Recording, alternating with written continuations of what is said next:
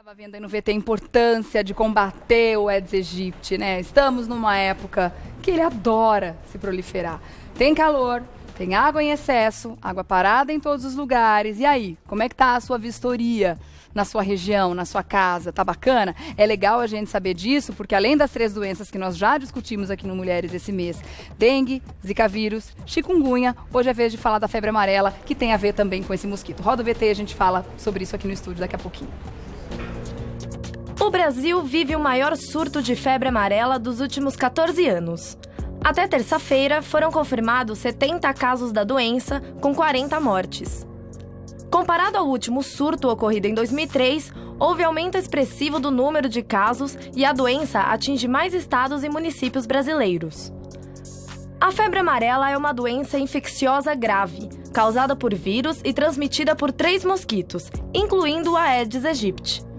A febre amarela silvestre é endêmica em toda a região norte e centro-oeste e em partes das regiões sudeste, sul e nordeste. O vírus da doença está presente em macacos e passa para as pessoas pela picada do mosquito. Não é comum apresentar os sintomas, mas quando há, os sinais mais comuns são febre, dores no corpo, náusea, vômito, cor amarelada da pele, insuficiência renal e hemorragias. Entre as causas do surto estariam a maior circulação do vírus, desmatamento e mudanças do clima que favorecem a proliferação dos mosquitos transmissores da febre amarela. Em janeiro de 2017, o estado de Minas Gerais começou a investigar casos suspeitos da doença e até agora foram confirmadas 38 mortes por febre amarela. A Secretaria de Saúde do Estado de São Paulo registrou 3 óbitos confirmados pela doença. Espírito Santo, São Paulo, Minas e Bahia estão intensificando a vacinação. Indicada para pessoas que viajam para áreas de risco, a vacina pode gerar reações adversas que prejudicam principalmente idosos, gestantes e mulheres que estão amamentando. A situação é delicada e exige medidas de controle. Quer saber mais sobre o surto de febre amarela? Tire suas dúvidas agora no Mulheres. Isso aí, exige medidas de controle e cuidado com o pânico geral na população, né? A gente sabe que existem lugares onde a doença está acontecendo com mais frequência e existem, inclusive, parques estaduais em Minas que já estão fechados para que as pessoas não tenham acesso a esses lugares onde a doença pode estar sendo disseminada. A gente vai conversar hoje com a doutora Melissa Palmieri, que é coordenadora médica de vacinas. Olá! Olá, de bem-vinda novo. mais uma vez! Não é para falar de coisa legal, mas é bom para alertar as pessoas, né, doutora? Com certeza, dá um pouco de tranquilidade em torno dessa turbulência aí que estamos passando por essas doenças aí transmitidas por esses mosquitos aí. Porque é justamente o medo, né? A gente tá tranquila em casa ou no apartamento, daqui a pouco, pá, mata um mosquito e vê, ai meu Deus, é o Aedes aegypti. E vê que tem uma doença a mais incluída na lista de doenças que ele pode transmitir pra gente. E que essa doença tem uma letalidade grande, sim, é óbvio que assusta. Mas vamos começar falando de mais nada das regiões. A gente viu no VT, Minas, Bahia, alguns casos no Espírito Santo também. Espírito Santo. Aqui, vamos olhar esse gráfico aqui, que ele mostra o último boletim até ontem. Quando a gente fala desses casos, os números estão aumentando, né? Infelizmente, porque os casos estão sendo investigados e confirmando e descartando alguns casos. Tá. Então, Minas Gerais é o estado onde tem o maior número de casos notificados, mais de 400, e confirmados 84, com 37 óbitos, 37 mortes. Tá. Espírito Santo houve 33 notificados com um óbito, Bahia 6 notificados, ainda em investigação, São Paulo 3 notificados com 3 óbitos, o estado de São Paulo, os óbitos, a gente sabe esses 3, foram pessoas provenientes de áreas de risco de Minas. Região, então não é autóctone. Não é autóctone, exatamente, são casos importados. No local, tá. E tem outro que está sendo investigado aqui, que faleceu no município de São Paulo, que veio também de uma cidade chamada Delfinópolis, de Minas Gerais, que teve casos confirmados. Que também é uma área onde então, tem bastante quem sabe parque, esse né? número vai, infelizmente, aumentar. Foi um óbito que está sendo investigado ainda. E por que a gente deve ficar tranquilo aqui em São Paulo, apesar dessas 3 mortes? Porque vieram de fora, A gente não sabe se deu tempo de um mosquitinho pegar a doença dessas pessoas e transmitir. Isso ainda não aconteceu. Então, vamos falar, você está falando da cidade de São Paulo, porque o estado de São Paulo, quando a gente pega o interior, a gente olha o mapa de recomendação da vacina, pertinho de tem Minas. Circulação do vírus. Tem. Cidades próximas a Ribeirão Preto, São José do Rio Preto, tem a circulação e foi intensificado já desde o ano passado. Então, nessa cidade as pessoas têm que ficar em alerta. Tem que ficar e tem que estar vacinado, né? E é de praxe, é de rotina fazer a vacinação. Agora, a cidade de São Paulo não é área de risco.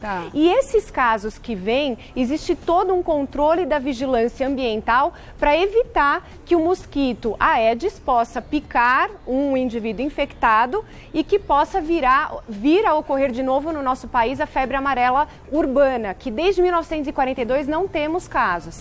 Então, assim, São Paulo, estamos todos os equipamentos de saúde em alerta para que, quando existe uma suspeita, já a vigilância epidemiológica e ambiental estejam atuando para que iniba o máximo que a gente puder, porque infelizmente é um risco, porque o Aedes circula na nossa cidade, em todos os cantos da cidade. E isso não só falando de São Paulo, cidades como o Rio de Janeiro, que não tem indicação não é área de recomendação da vacina, essas cidades mais litorâneas e populosas, mas aonde faz limite com Minas Gerais. Exatamente. É interessante ficar em alerta e a população já está sendo orientada a fazer a vacinação. Isso. Uma vez vacinada, a vacina dura quanto tempo? Então, a dose, a gente coloca, vamos falar um pouquinho sobre a vacinação.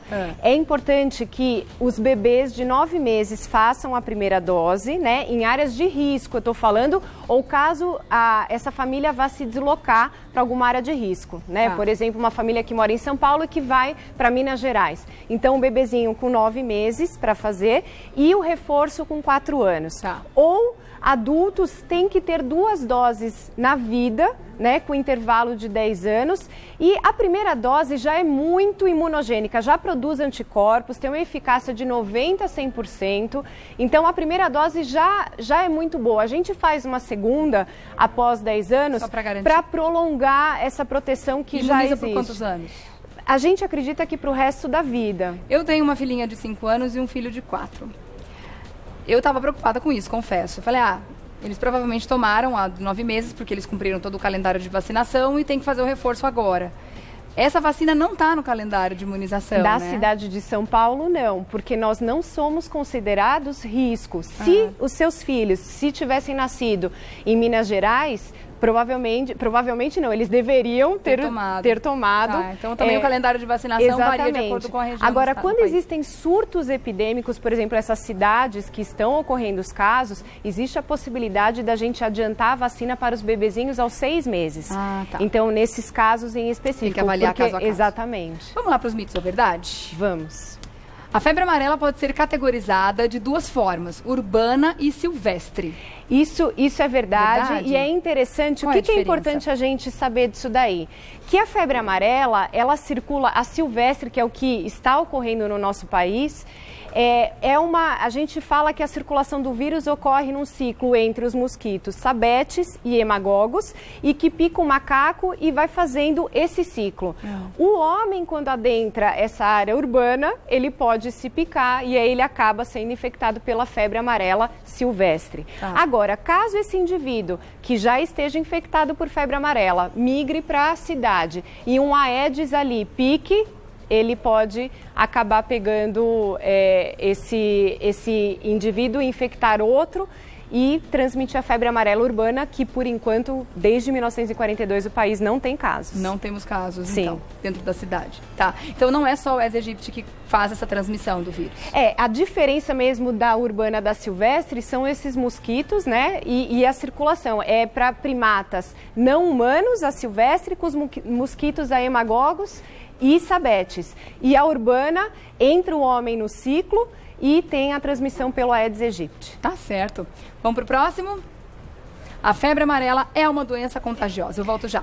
Febre amarela é uma doença contagiosa. ela é transmitida por mosquito. E isso é muito importante a gente falar, por quê? Porque infelizmente estão matando os pobrezinhos dos macacos, achando que ele vai transmitir para o ser humano. Verdade. E até o governo do estado do Espírito Santo fez uma campanha super bonita, dizendo: quem transmite é um mosquito, não é um macaco. Se você vir alguma situação de maus tratos aos animais e de matança, para denunciar aos serviços competentes. Gente, que isso? Você vê que é ignorância, né? Quando as pessoas não sabem exatamente como funciona, já começa a botar o culpado errado. Então ela não pode ser considerada uma doença contagiosa, porque contágio acontece de seria pessoa para pessoa, de animal igual uma pra pessoa. gripe respiratória, eu vou espirrar, passo. Então isso transmitiria de pessoa a pessoa. Mas isso não, é através de vetor, que é o mosquito.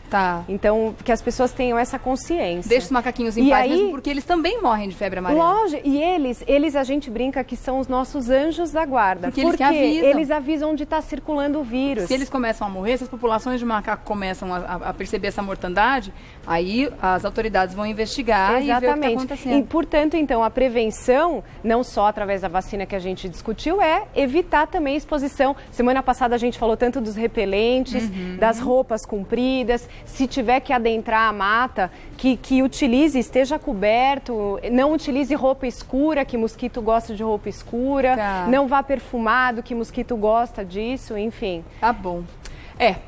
Vamos saber, né, gente? Informação é sempre a nossa principal arma, né? Vamos lá para a próxima? Todas as pessoas podem receber a vacina contra a febre amarela. Isso é importante. Quem não pode receber, né? Então, isso é mito. Quem não pode receber? Gestante. Lógico, se a gestante estiver numa área de risco extremo, aí sim ela vai ter que conversar com o médico e ele avaliar o risco-benefício junto a ela, tá? Pessoas que estejam com uma deficiência do sistema de defesa, pessoa que fez alguma quimioterapia, radioterapia, né? Imunodeprimida. Um paciente HIV que esteja com uma contagem de células de defesa baixa, então também não pode. Bebezinhos abaixo de 6 meses também não pode. E também pessoas com anafilaxia, uma alergia importante a ovo, que é um dos componentes que tem na vacina. Uma ressalva aqui. Pessoas acima de 60 anos que ficam perguntando muito. A primeira vez, se for a primeira vez que o indivíduo acima de 60 anos for vacinar, ele precisa conversar com o médico e avaliar risco-benefício. Porque viu-se que em pessoas acima de 60 anos que faz a primeira vez a vacinação com a febre amarela, tem um risco um pouco maior de reações adversas da vacina. Então não é uma contraindicação, mas é uma precaução. Mas é uma vacina que pode dar, sim, reações adversas, porque trabalha com um vírus vivo atenuado. Exatamente, é um vírus vivo enfraquecido. 2 a 5% vai apresentar algum tipo de reação. Usualmente, a gente fala copiar muito a ocorrência da doença. Vai dar uma febre, uma dor no corpo. Atenuado usualmente também. Atenuado, exatamente. Existem eventos raríssimos, é muito raro, de efetivamente copiar a doença e levar a óbito. Por isso que a gente tem que ter parcimônia de quem efetivamente deve fazer a vacina e quem não deve. Para não fazer da vacina o veneno, né? Exatamente, como qualquer remédio. Quando você toma um remédio desnecessariamente... Ou em doses erradas. Ou em doses erradas, o que você fica? Com evento adverso. Você não tinha necessidade. Então, vacina é a mesma história. Tá certo. Próximo. Não existem medicamentos específicos contra o vírus da febre amarela. Como a gente discutiu da época, dengue, zika, chikungunya, febre amarela, são tratamentos sintomáticos. A única ressalva também que eu faço é que quem tiver, isso portanto é verdade, quem tiver infectado, não utilize nenhum derivado de ácido acetil salicílico, que é o AS, que pode haver riscos de sangramentos, que é um dos desfechos negativos dessa doença. Os sangramentos. Então é sempre combatendo os sintomas, se você combater o sintoma, é preferível um paracetamol, uma dipirona para febre, dor de cabeça e dor generalizada. Não utilizar AS. Normalmente a febre amarela vem como uma doença extremamente incômoda, né? Porque causa tudo isso que você acabou de comentar, dores no corpo intensas, dor de cabeça, etc, etc. Náuseas, e em que momento ela pode evoluir para uma situação, para uma condição mais grave e levando a óbito? 15% em torno do 5º dia, é muito pouco, 15% vai evoluir para essa forma grave que você está falando. Que aí, em torno do terceiro, quinto dia pode começar o vírus atacar o fígado e dar uma insuficiência desse fígado. E aí leva aquele olho amarelo, que é a icterícia. Ele também, o fígado é responsável pelos nossos produção de fatores de coagulação, que aí começam os sangramentos. Ele pode dar uma insuficiência renal e pode atacar também o sistema nervoso. E aí leva a óbito rapidamente. Aí a letalidade desses 15% é em torno de 50%. Ou seja, os 15% que vão evoluir grave, 50% pode evoluir a óbito. Dessa e 50% pode Exatamente. falecer. Uma doença realmente grave. É grave. Vamos para as perguntas agora, tem bastante gente com dúvida também. Sabrina Amaranto, meu marido e eu fomos vacinados contra a febre amarela. E em alguns dias após a vacinação, ele teve dor de cabeça, febre e cansaço. É normal? Então, como eu falei, pode sim. Os eventos adversos podem ocorrer em torno do 3º ao 5º dia ou até o 10º dia. Então, pode ser uma reação adversa. Mas é óbvio, né, Regiane? A gente sempre fala, tem dúvida? Vai no serviço de saúde, questiona o médico para que ele possa examinar por completo. Vai que é uma dengue, né? Vai que ele tomou a vacina e por acaso foi picado e está com dengue. Então, uma coincidência triste, mas é possível. Exatamente, é possível. Claro, tá bom. Eu volto já para continuar com as dúvidas. Perfeito. Tá bom? Até já, doutor. Vamos continuar que tem mais pergunta aqui, ó. Vamos ver com a doutora Melissa. Tânia Mendes, vou para Minas Gerais no começo de fevereiro e ainda não fui vacinada. Quantos dias antes da viagem é recomendado receber a vacina? Consigo achar em qualquer posto de saúde? Ela mora aqui em São Paulo.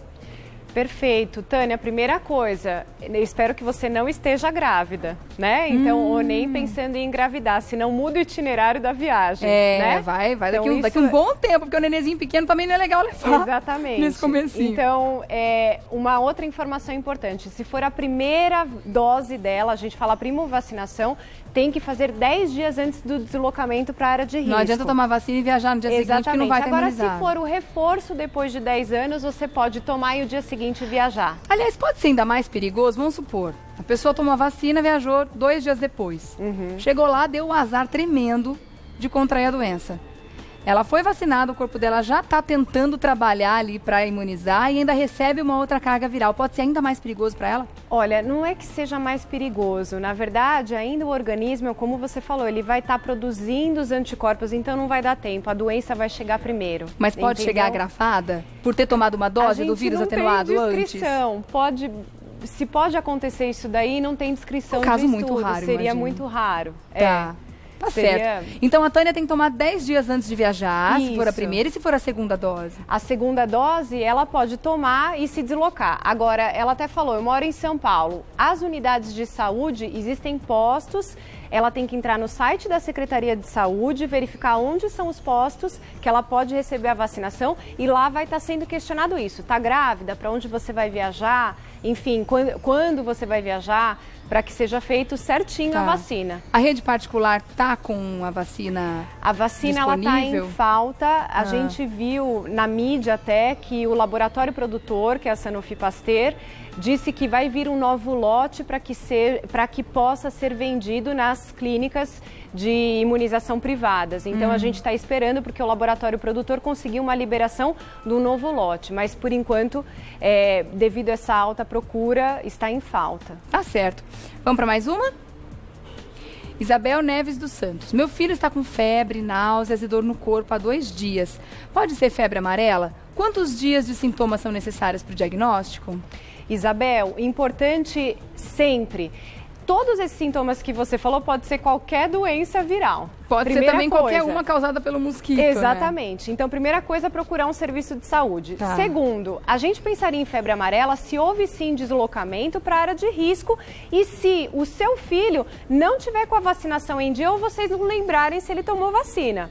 Então, aqui por isso que eu falo, procura um profissional da saúde que vai poder orientar melhor, né?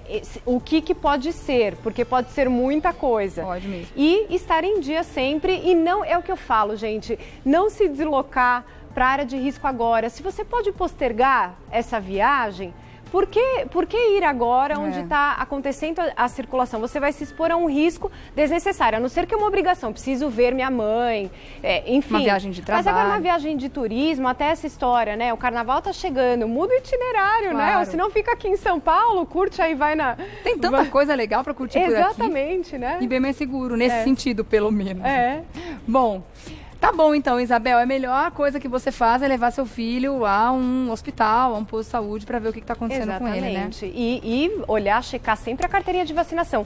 Porque o problema mesmo é que as pessoas esquecem que elas têm que se vacinar. A vacina está disponível sempre, principalmente nessas áreas de risco. O que aconteceu em Minas é que houve 50% de cobertura só da vacina, sendo que a vacina estava disponível lá. E os outros 50% dos adultos que não fizeram? Entendi. Eles acabaram pagando com a própria vida, né? Porque, infelizmente, viu-se que 88% estava na faixa etária de 30 anos a 55 e eram homens. Ou seja, o comportamento não preventivo do homem. Dele, a vacina está disponível, mas ele não foi lá tomar e acabou adentrando a mata e encontrou o vírus. Tá certo. E lembrar também que aquela carteirinha de vacinação é um documento que a gente guarda para nossa vida, para sempre. Porque ali tem informações muito importantes sobre a gente, Sim. sobre a nossa infância. Obviamente, a gente não vai lembrar quais foram as vacinas que a gente tomou. Então, guarde isso, né? Deixe de legado para o seu filho depois, que essas informações são importantes. E empresas mesmo. hoje em dia perguntam em admissão também, eles querem ver, dependendo da área que a pessoa vai trabalhar, precisa saber as vacinas que foram tomadas. É verdade, tá bom.